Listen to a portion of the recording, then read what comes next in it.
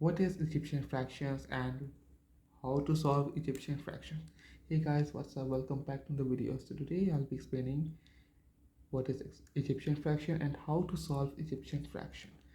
So first the topic is Egyptian fraction part 2. So Egyptian fraction. So Egyptian fraction is the sum of any number of different fractions.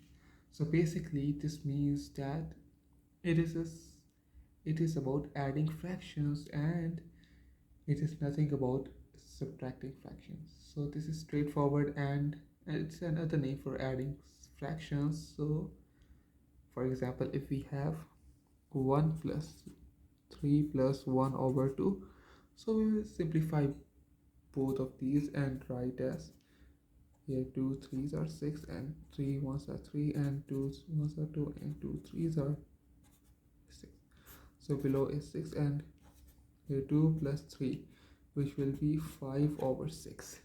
Another example is if we have 1 over 6 plus 1 over 5, so 5 6 1 6 1 5 and 5 6 5.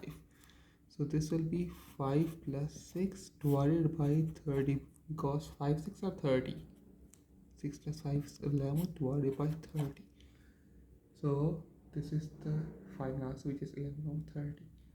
And another example is if we use mixed fraction, that is 2 5 over 8 plus minus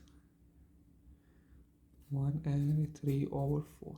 So first we will expand, then this will be 8 to the 16 plus 5 11 21 minus 4 1s 4 plus 3 7 over 4. Then over here we have 8 and here 4.